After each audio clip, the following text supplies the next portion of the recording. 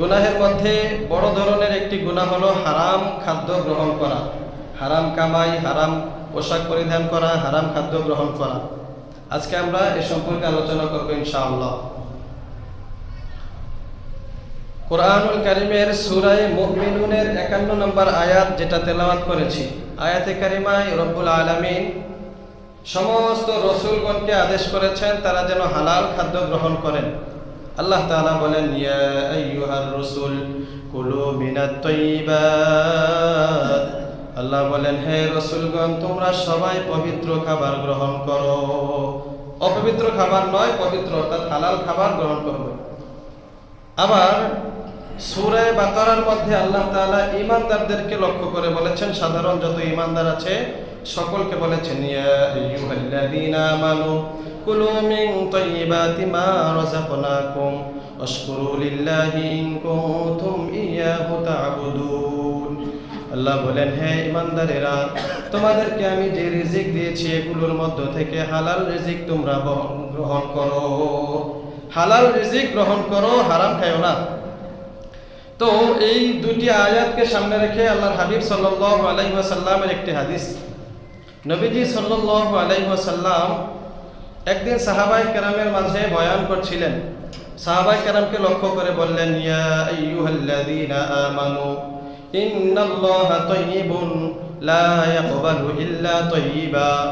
নবীজি বলেন, ও ঈমানদারেরা, ও আমার উম্মতেরা শোনো, ইন্নাল্লাহা তাইয়্যিবুন, নিশ্চয়ই আল্লাহ তাআলা হলেন পবিত্র, ওয়ালা ইয়াকবালু ইল্লা তাইয়্যিবা, পবিত্র ছাড়া অন্য কিছু আল্লাহ তাআলা গ্রহণ করেন না।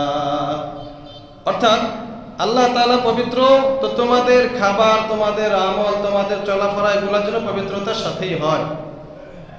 এরপরে নবীজি সাল্লাল্লাহু আলাইহি ওয়াসাল্লাম বলেন, ইন্নাল্লাহা আমারা বিল মুরসালিনা বিমা আমারা বিল মুমিনিন, ইন্নাল্লাহা আমারাল মুমিনিনা বিমা আমারা বিল মুরসালিন।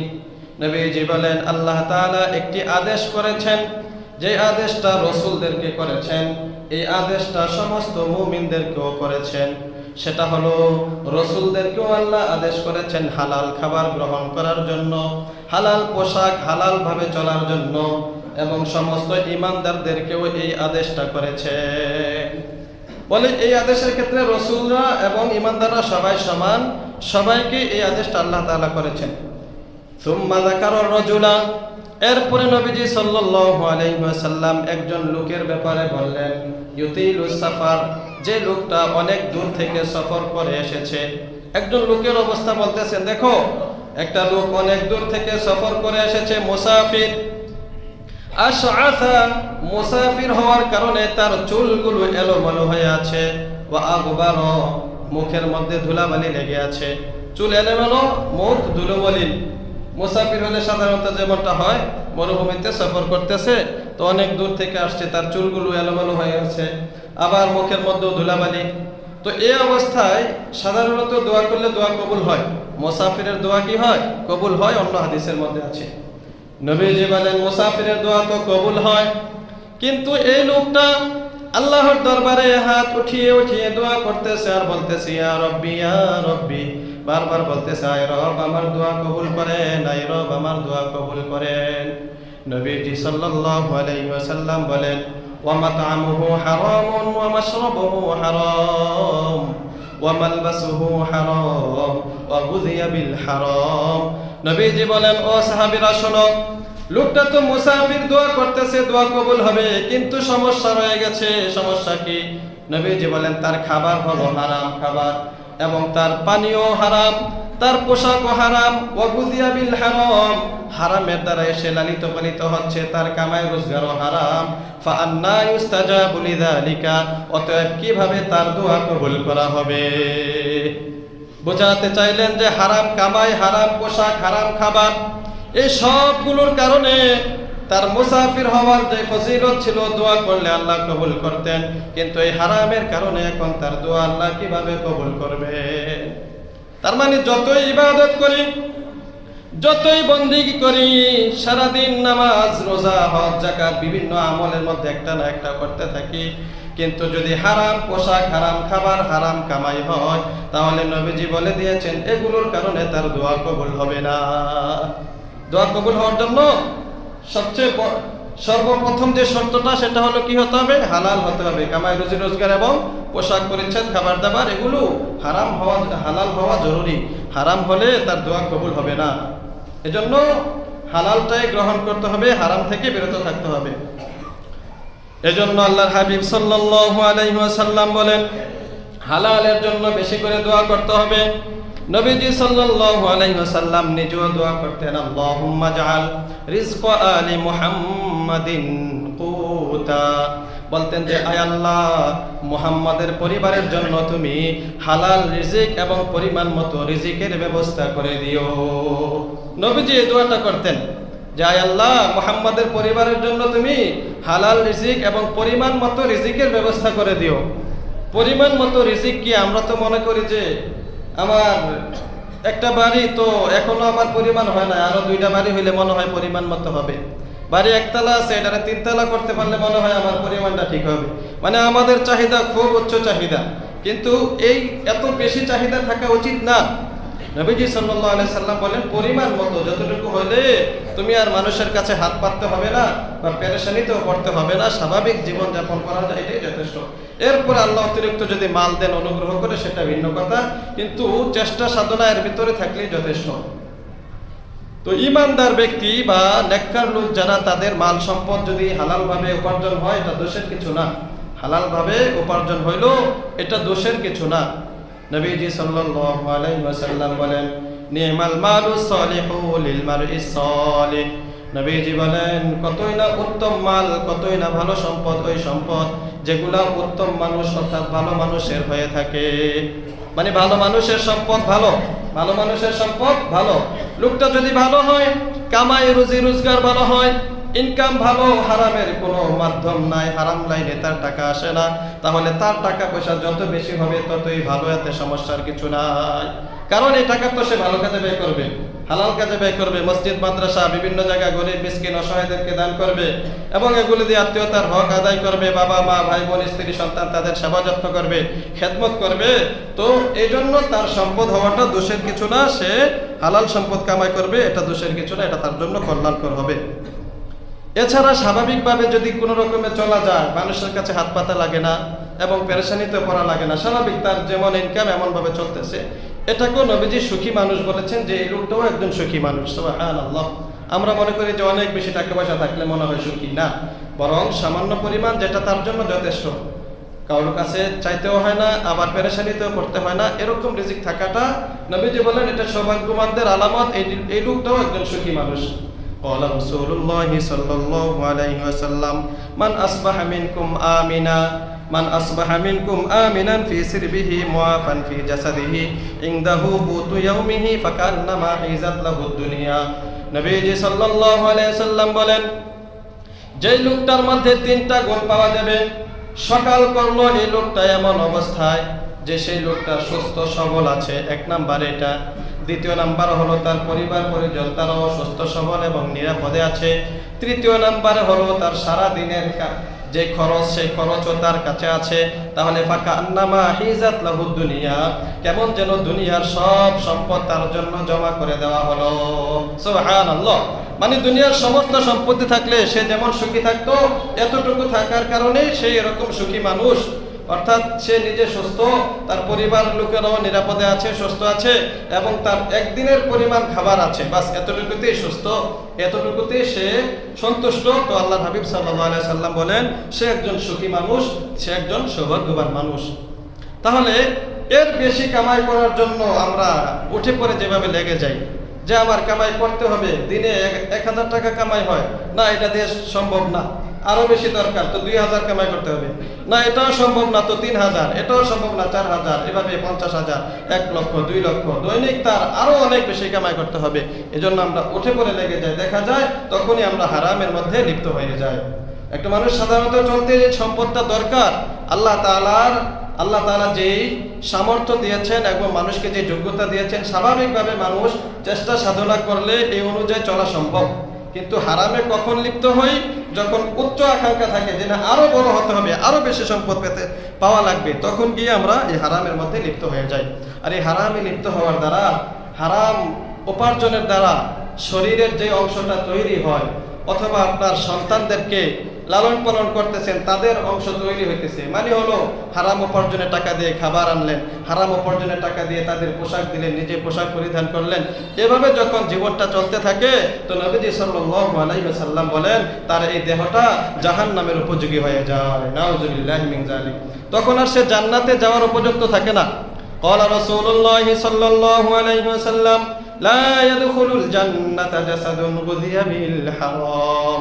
নবীজি বলেন সেই শরীরটা জান্নাতে যাবে না যে শরীরটা হারামের দ্বারা লালিত পালিত হয়েছে।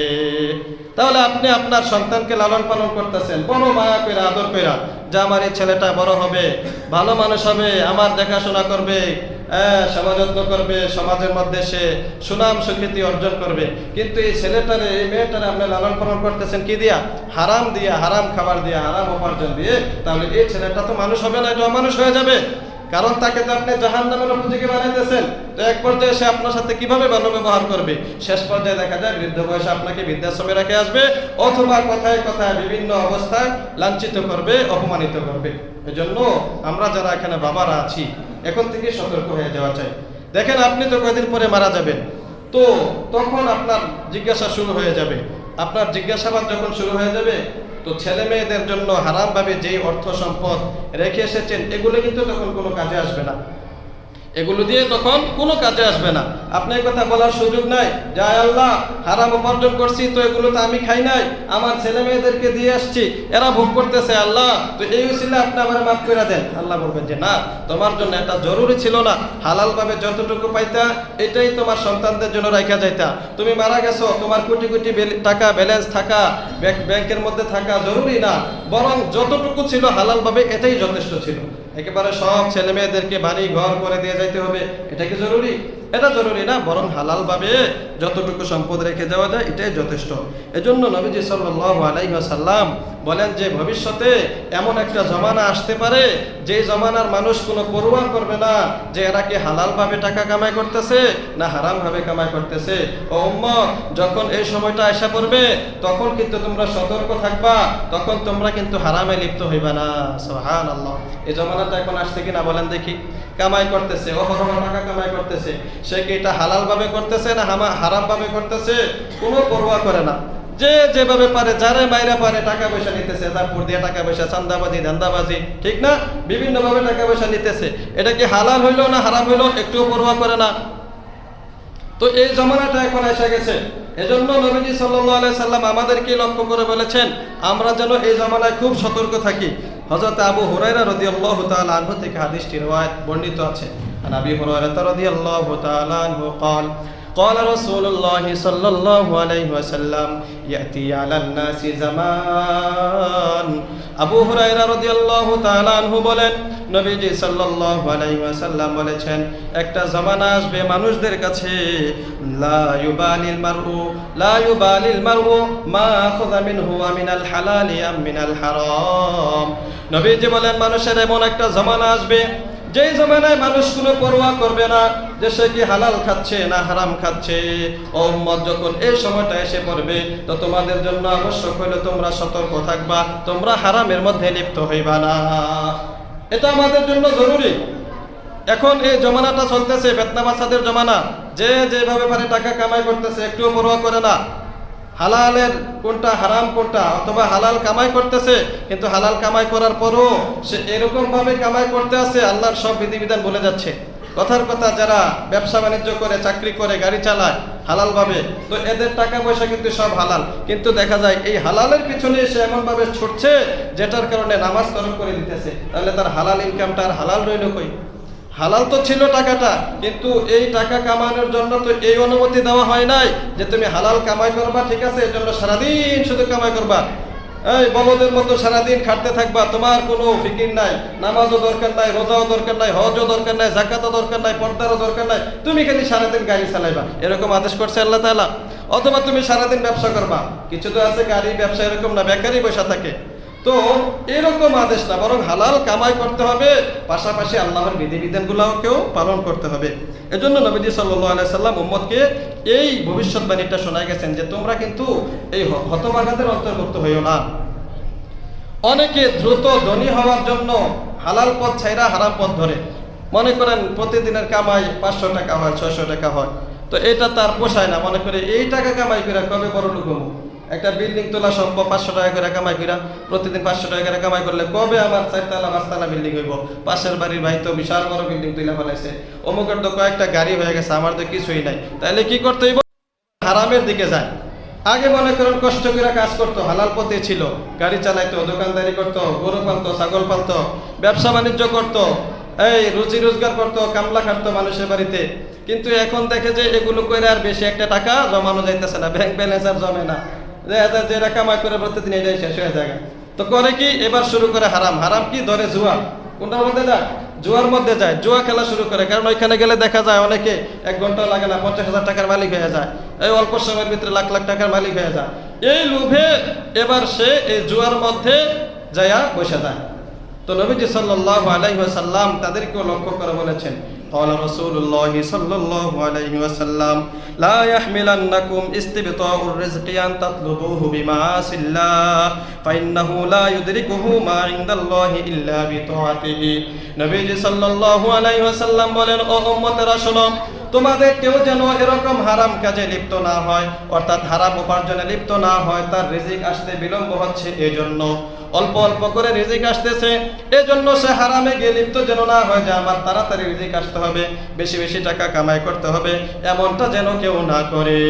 কারণ ফাইন্নাহু লা ইউদরিকুহু ইল্লা বিতাআতিহি, ফাইন্নাহু লা ইউদরিকুহু মা ইনদাল্লাহি ইল্লা বিতাআতিহি। কারণ তার রিজিক আল্লাহর কাছে বরাদ্দ আছে। তো আল্লাহর কাছ থেকে রিজিক আনতে হলে আল্লাহর নাফরমানি করে নয়, বরং আল্লাহর আনুগত্য করে রিজিক আনতে হবে।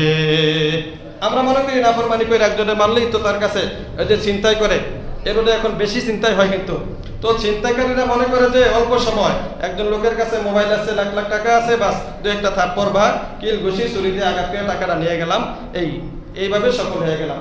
কিন্তু নবীজি সাল্লাল্লাহু আলাইহি সাল্লাম বলেন যে না, তোমার যদি এটা রিজিকে থাকতো তো আল্লাহ তাআলা হালাল ভাবেই এটা ব্যবস্থা করে দিতেন। তো তুমি যেটা আনছো এটাও তোমার রিজিকে লেখা ছিল, কিন্তু তুমি এই নাফরমানির কারণে নাফরমানি করে আনছো, এজন্য এটার কারণে তোমার গুনাহ হবে। এটা মনে করেন না যে আমার রিজিকে আছে আমি পাইতেছি না, কিরে আমার তো রিজিকে থাকার কথা 1 লক্ষ টাকা, পাইতেছি না কেন, এজন্য আরেকজনে বাইরে নিয়ে আসবো না, এমনটা না। বরং রিজিকে যেটা আছে অবশ্যই আসবে, সেটা হয়তো বিলম্ব হবে, এটা আল্লাহ তাআলা অন্য মাধ্যমে দিয়ে দিবেন। কথার কথা 1 লক্ষ টাকা আপনার রিজিকে ছিল, আজকে আপনি এটা চিন্তাই করে লয়ে পড়ছেন, তো চিন্তাই করে নিয়ে আসছেন, এই কারণে আপনি গুনাহগার হয়ে গেলেন, জাহান্নামের ভাগীদার হয়ে গেলেন। যদি চিন্তাই করে না আনতেন তো আল্লাহ তাআলা হালাল ভাবে কোনো ব্যবস্থা করে দিতেন, এটা আজকে না হয় 1 বছর পরে হইলেও আল্লাহ তাআলা এই ব্যবস্থাটা করে দিতেন। এজন্য নবীজি বলেন, আল্লাহ তাআলার কাছে যে রিজিক আছে তোমাদের, এটা তোমরা পাওয়ার জন্য অপেক্ষা করো, এত তাড়াহুড়া করার দরকার না, আল্লাহ তাআলা হালাল ভাবে ব্যবস্থা করে দিবেন। হারাম ভাবে এটা উপার্জন করতে যেও না, তাহলে কিন্তু জাহান্নামের ভাগীদার হয়ে যাবে। অতিরিক্ত লোভের কারণে অনেক সময় হারাম উপার্জন করে, মনে করে যে এই লাভে কাজ হচ্ছে না, এজন্য আমাকে হারাম ভাবেই আনতে হবে। নবীজি সাল্লাল্লাহু আলাইহি সাল্লাম উদাহরণ দিয়েছেন 2টা ক্ষুধার্ত বাঘের সাথে। বাঘ বা এদেরকে একটু লড়াতে দেন, ঘুম আসতেছে যাদের। 2টা ক্ষুধার্ত বাঘ, মনে করেন অনেক ক্ষুধার্ত, এই বাঘের খাবার দাবার নাই, কয়েকদিন ধরে বন্ধ। এই 2টা বাঘের যদি একটা ছাগলের পানের মধ্যে ছেড়ে দেন, তাহলে কি ছাগলগুলা রাখবো না, শেষ করে নেব? সব শেষ করে ফেলাই দেবো, কারণ এদের খিদা অনেকদিন যাবত খাচ্ছে না। তো নবীজি সাল্লাল্লাহু আলাইহি সাল্লাম বলেন, এই বাঘের যেমন লোভ হয়েছে বা খিদার কারণে অনেক উম্মত বা অনেক মানুষ, অনেক মুসলমান, তারা এই লোভের কারণে এইভাবে ছাগলের উপর ঝাঁপিয়ে পড়বে ক্ষুধার্ত বাঘের মতো, অর্থাৎ হারাম অন্বেষণ করার জন্য ঝাঁপিয়ে পড়বে। তাদেরকে সতর্ক থাকতে হবে, তারা যেন এই কাজটা না করে, লোভ যেন না করে, অন্যের মাল আত্মসাৎ যেন গ্রহণ না করে, লোভ করে অন্যের মাল যেন গ্রহণ না করে। قال رسول الله صلى الله عليه وسلم ما ذئبان جائعان أرسلا في غنم بأفسد لها من حرص المرء عن المال على المال والشرف لدينه। নবীজি সাল্লাল্লাহু আলাইহি সাল্লাম বলেন, দুইটা ক্ষুধার্ত বাঘ যদি কোনো ছাগলের পালের মধ্যে ছেড়ে দেওয়া হয়, ওই ছাগলের পাল যেভাবে বাঘগুলো শেষ করে ফেলে, লোভী মানুষ এরকম করে লোভের কারণে মানুষের সম্পদ অন্যজনের সম্পদ শেষ করে ফেলে। এতে করে কি হয়, এই ছাগলগুলোকে ক্ষতি করার কারণে মানুষের যেমন ক্ষতি হয়েছে, ছাগলের পালের ক্ষতি হয়েছে, ছাগলের মালিকের ক্ষতি হয়েছে। তো ওই ডাকাত বা ছিনতাইকারী যে অন্য মানুষের সম্পদ এভাবে আত্মসাৎ করেছে, সেও তার দিনের জন্য এরকম ক্ষতি করে ফেললো, ধর্মের এমন বড় ক্ষতি করে ফেললো, তার দিন শেষ হয়ে গেল, দিনদারি শেষ হয়ে গেল, সে জাহান্নামের উপযোগী হয়ে গেল। তাহলে এই সমস্ত হারাম কাজ থেকে আমাদেরকে বেঁচে থাকা জরুরি। কিয়ামতের মাঠে রব্বুল আলামিন প্রত্যেকটা ব্যক্তিকে জিজ্ঞাসা করবেন 5টা জিনিস সম্পর্কে, 5টা বিষয় সম্পর্কে। এর মধ্যে এটাও একটা, যে কোন পথে উপার্জন করেছিলাম। قال رسول الله صلى الله عليه وسلم لا تزول قدم ابن آدم يوم القيامة। নবীজি সাল্লাল্লাহু আলাইহি ওয়াসাল্লাম বলেন, কিয়ামতের দিন বনি আদমের পা লড়বে না, আদম সন্তান অর্থাৎ মানুষের পা লড়বে না, হাত্তা ইউসআলা আন খামসিন, 5টা বিষয়ে তাকে জিজ্ঞাসা করা পর্যন্ত। 1 নাম্বার হলো আন উমরিহি ফিমা আফনাহু, তার জীবন সম্পর্কে জিজ্ঞাসা করা হবে। ও মুরব্বি, ও বুড়া মিয়া, ও বান্দা, এত বয়স তোমাকে দিলাম, তুমি এই বয়সটা কোন কাজে ব্যয় করলা? প্রথম প্রশ্ন হবে। সেই শুরু থেকে নিয়ে 70, 75, 60, 70, 80, 90 বছর বেঁচেছো, আনুমরিহি ফিমা আফনাহু, কোন পথে তুমি তোমার জীবনটা ব্যয় করলা? এবার তুমি জবাব দাও, প্রতিটা মুহূর্তের হিসাব দিয়ে যাও। এবার হিসাবের বেলায় যদি গরমিল হয়ে যায় বা অপকর্মে খারাপ কাজে লিপ্ত ছিলা, কোনো সময়টা পাওয়া যায়, তো এই হিসাব দিতে গিয়ে আটকা পড়ে যাবে, তখন রব্বুল আলামিনের দরবারে সেই লোকটা ধরা পড়ে যাবে। এটা হলো একটা প্রশ্ন। এরপরে আল্লাহ তাআলা জিজ্ঞাসা করবেন ওয়ান শাবাবিহি ফিমা আবলাহু, যৌবনকাল সম্পর্কে জিজ্ঞাসা করবেন। ও যুবক, ও বৃদ্ধা, ও বৃদ্ধ, তোমাদেরকে যে যৌবনকালটা দেওয়া হয়েছিল, এই যৌবনকালটাকে তোমরা কোন পথে ব্যয় করেছো? কিভাবে যৌবনকালটাকে নষ্ট করে দিয়েছো? যৌবনকাল সম্পর্কে স্পেশালি শুরুতে তো জীবন সম্পর্কে জিজ্ঞাসা করা হচ্ছে, এখানে তো যৌবনকালও আছে, কিন্তু আলাদাভাবে আবার যৌবনকালের কথা জিজ্ঞাসা করবেন। তার কারণ হলো, যৌবনকালটা হলো সোনালী কাল। একটা পুরুষ আর একটা মহিলা, তাদের সারা জীবনের মধ্যে যৌবনকালটা হলো বড় দামি কাল। যৌবন অবস্থায় আল্লাহ তাআলার কাছে যেমন দামি, দুনিয়ার মানুষদের কাছেও দামি। বৃদ্ধ বৃদ্ধা হয়ে গেলে এরকম দাম পাওয়া যায় না। সরকারি চাকরি করে তো বয়স হয়ে গেছে, চাকরিবাদ, যে কোনো কোম্পানিতে চাকরি করবেন, বয়স হয়ে যাওয়ার পরে আর কোম্পানিওয়ালারাও রাখে না। ব্যবসা বাণিজ্য কোন, যে কোনো জায়গায় কোন, আত্মীয়ের বাড়িতে যাবেন বা ঘরে আছেন, দেখবেন নিজের ছেলে সন্তান, ছেলে মেয়েরাও আর বেশি একটা পছন্দ করে না। উপরে কিন্তু ভিতরে ভিতরে বিরক্ত বোধ করে যে মুরব্বী কবে এই অবস্থায় আছে, কতদিন ধরে। মানে প্রকাশ না করলেও বেশিরভাগ ক্ষেত্রে এমন হয় যে বয়স হয়ে গেলে আর বেশি একটা ভালো লাগে না। এটা স্বাভাবিক, মানুষের অবস্থাটা এরকম করে আল্লাহ বানিয়েছেন। আর যৌবনকালে বলে যে যৌবনকালের কাকও সুন্দরী, যৌবনকালের কাকেরাও ভাল লাগে যৌবনকালে। তো যৌবনকালটা সবাই পছন্দ করে, ছেলেদেরকেও যৌবনকালে খুব মূল্যায়ন করা হয়, মেয়েদেরকেও খুব মূল্যায়ন করা হয়, সবাই তাকে দাম দেয়। কত মানুষ পেছনে পেছনে ঘুরে, কত চাকরিজীবী ব্যবসায়ীরা তাদেরকে ডাকে যে আসেন আমার কোম্পানিতে আপনি চাকরি পাবেন, বিভিন্ন অফার আসে, নিউজ আসে। কিন্তু বয়স্ক হয়ে গেলে তখন আর এই অফার আসে না, তাকে এরকম মূল্যায়ন করা হয় না। তো এই যে দামি কালটা, আমার যুবক ভাইয়েরা যারা এখানে তরুণরা আছেন, যুবক ভাইয়েরা আছেন, বড় দামি কাল। যেই বান্দা যুবক অবস্থায় গুনাহ থেকে বাঁচতে পারে না, যৌবনকালটা হারামের মধ্যে কাটায় দেয়, হারামে কাটায় দেয়, তো এই বান্দা কষ্টের কালেও বুজুর্গ আর আল্লাহ ওয়ালা হতে পারবে না। কারণ বৃদ্ধ হলে সে তখন গুনাহ থেকে বাঁচতে পারবে না। যৌবনকালে হারামে লিপ্ত ছিল, তো বৃদ্ধ হওয়ার পরেও সে বদ অভ্যাস তার ভিতরে থেকে যায়। এজন্য দেখেন না বিভিন্ন সময় বিভিন্ন ঘটনা ঘটে, বহু বয়স্ক লোকের ব্যাপারে বিভিন্ন ঘটনা ঘটে। কারণ ওই যে যৌবনকালে আকাম কুকাম করছে, এজন্য বৃদ্ধ হওয়ার পরেও এরকম কাজে লিপ্ত থাকে। এজন্য যুবক ভাইদেরকে অনুরোধ, যৌবনকালটাকে সোনালী কাল মনে করা, আল্লাহর পক্ষ থেকে বড় একটা নিয়ামত মনে করা। এই অবস্থায় শক্তি আছে, সামর্থ্য আছে, ইচ্ছা করলে আপনি রোজা রাখতে পারেন, তেমন কোনো কষ্ট হয় না। কিন্তু মুরব্বীরা অনেক সময় দেখা যায় রোজা রাখলে কষ্ট হয়ে যায়। এরপরে ইচ্ছা করলে অনেক বেশি নামাজ পড়তে পারেন দাঁড়াইয়া, অনেক কোরআন তেলাওয়াত করা যায়, অনেক কাজ করা যায়। কিন্তু বৃদ্ধ হয়ে গেলে সেটা কষ্ট হয়ে যায়। বৃদ্ধ মানুষ দেখা যায় ওযু থাকে না, কতক্ষণ পরে পরে ওযু ভেঙে যায়, নামাজ ভালো করে পড়তে পারে না, পা ব্যথা হয়ে যায়, একটু হাইটা আসলে পাটা ব্যথা করে। সব মিলিয়ে যৌবনকালটাকে আমাদের সবচেয়ে বেশি গুরুত্ব দেওয়া উচিত। যারা যুবক ভাইয়েরা আছি, পরবর্তীতে আফসোস করলে আর কোনো কাজে আসবে না।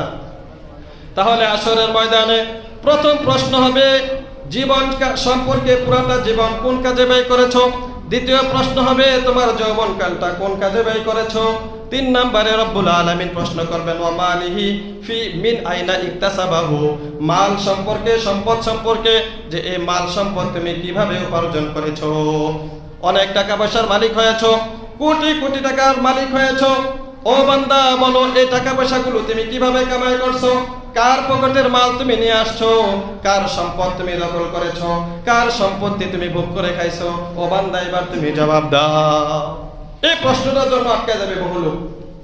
হাজি গাজি কন, যত মানুষ কন, দেখা যায় বেশিরভাগ ক্ষেত্রেই এই জুলুম করার কারণে আটকে যাবে। আর এক হাদিসের মধ্যে আছে নবীজি সাল্লাল্লাহু আলাইহি সাল্লাম সাহাবায়ে কেরামকে বললেন, ও সাহাবীরা তোমরা জানো নি মাল মুফলিসু মিন উম্মতি, আমার উম্মতের মধ্যে মুফলিস কারা, নিঃস্ব কারা, দরিদ্র লোক কারা জানো নি। সাহাবীরা উত্তর দিলেন, ইয়া রাসূলুল্লাহ ইন্নাল মুফলিসা ফিনা মান লা দিরহাম লাহু ওয়ালা মাতা, আমরা তো মুফলিস মনে করি, দরিদ্র বা অভাবী মনে করি ওই লোকটাকে যে লোকটার দিনার দিরহাম নাই, টাকা পয়সা নাই, আসবাবপত্র মাল সামানা নাই, এটারই তো আমরা মনে করি গরিব মানুষ, দরিদ্র মানুষ।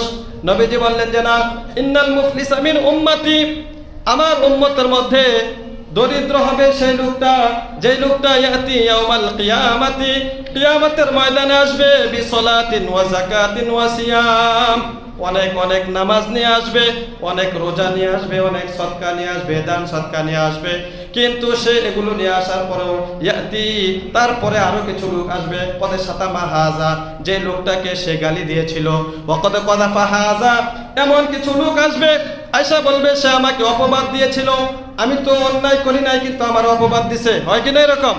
অন্যায় করে নাই, অপবাদ দিয়ে দিছে, জিনা করে নাই, জিনার অপবাদ দিয়ে দিছে, চুরি করে নাই, চুরির অপবাদ দিয়ে দিয়েছে।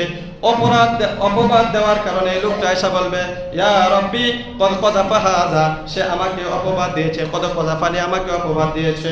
নবীজি সাল্লাল্লাহু আলাইহি সাল্লাম বলেন, আরো কিছু লোক আসবে, আয়েশা বলবে যে ইয়া রাব্বি কদ আকালা মালা কদ আকালা মালি, আয় আল্লাহ সে তো আমার মাল সম্পদ অন্যায়ভাবে ভোগ করেছে, আমি তার কাছে টাকা পাইতাম, টাকা দেয় নাই, আমি আমার কাছ থেকে সে জোরপূর্বক টাকা নিয়ে গেছে।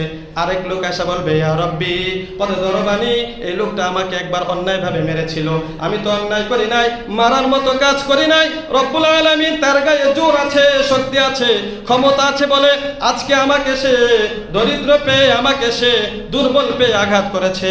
রব্বুল আলামিন এটার বিচার আপনার কাছে চাই। নবীজি সাল্লাল্লাহু আলাইহি ওয়াসাল্লাম বলেন, এরপরে দেখা যাবে ওই বান্দা যে হাজারো নামাজ রোজা হজ যাকাত নিয়ে এসেছিল, এবার সে করবে কি, সে তার আমল থেকে মিন হাসানাতিহি, তার আমল যে ছিল, ভালোগুলো কাজ ছিল, এই ভালো কাজগুলো থেকে সে এক একজনকে দিতে থাকবে। এক পর্যায়ে দিতে দিতে এমন হবে হাত্তা ইয়াফনাহু, তার যত রকমের আমল ছিল, ভালো কাজ ছিল, সবগুলো শেষ হয়ে যাবে। শেষ হয়ে যাওয়ার পরে বলা হবে যে আরো তো কিছু লোক বাকি আছে, কিন্তু তোমার তো আমল শেষ, এদেরকে দিবা কই থেকে? সব তো দেওয়া শেষ, এখন তো আরো 4-5 জন বাকি আছে, এদেরকে কই থেকে দিবা? তো এবার নবীজি সাল্লাল্লাহু আলাইহি ওয়াসাল্লাম বলেন, এবার যখন সে তাদেরকে তাদের হক দিতে পারবে না, তো তুরিহা আমালুহু সাইয়্যা, তার যে মন্দ আমলগুলো ছিল, এই আমলগুলোকে ওই হাজী সাহেব, ওই গাজী সাহেব, ওই নামাজি ব্যক্তির উপরে চাপিয়ে দেওয়া হবে। বলা হবে যে তার পাওনা তো তুমি দিতে পারো নাই, এবার তার গুনাহটা তুমি বহন করো। নবীজি বলেন, এভাবে সে গুনাহ বহন করতে করতে দেখা যাবে যাদের উপরে জুলুম করেছিল, যাদের সম্পদ ভোগ করেছিল, তারা গুনাহমুক্ত হয়ে গেছে, কিন্তু এই হতভাগা এত আমল করার পরেও, এত দান সদকা করার পরেও জুলুমের কারণে এবার তার আমলের মধ্যে গুনাহের আমল নামা ভারী হয়ে গেছে। নাউযুবিল্লাহি মিন যালিক। তো বোঝা গেল এই মাল সম্পদ হারাম ভাবে ভোগ করার কারণে অনেক মানুষ আটকে যাবে।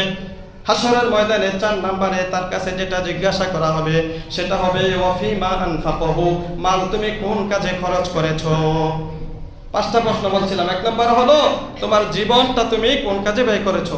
2 নম্বরে যৌবনকাল কিভাবে ব্যয় করেছো। 3 নম্বরে মাল কিভাবে উপার্জন করেছো। 4 নম্বরে মালটা আবার কিভাবে খরচ করেছো। শুধু হালাল ভাবে কামাই করলে হবে না, এটারে খরচও করতে হবে হালাল ভাবে।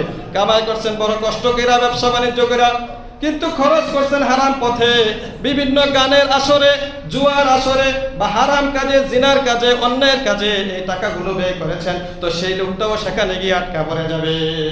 ভাবেন কই আমি তো কষ্ট করে টাকা উপার্জন করছি, তো হারাম ভাবে তো কামাই করি না, শরীর রক্ত পানি করে টাকা কামাই করছি। তো টাকা কামাই করছেন, ঠিক আছে, মাশাআল্লাহ, ভালো কাজ করছেন, কিন্তু খরচ তো করছেন না কাম কুকামে, এজন্য সেখানে গিয়ে আটকে যেতে হবে। 4 নম্বরে এই প্রশ্ন। 5 নম্বরে প্রশ্ন করা হবে, ও বান্দা, মাযা আমিলা বিমা আলিমা, তুমি যেই এলেম জেনেছিলা, যে বিষয়গুলো তুমি জেনেছিলা, সেই অনুযায়ী কি আমল করেছো, কিভাবে তুমি আমল করেছো।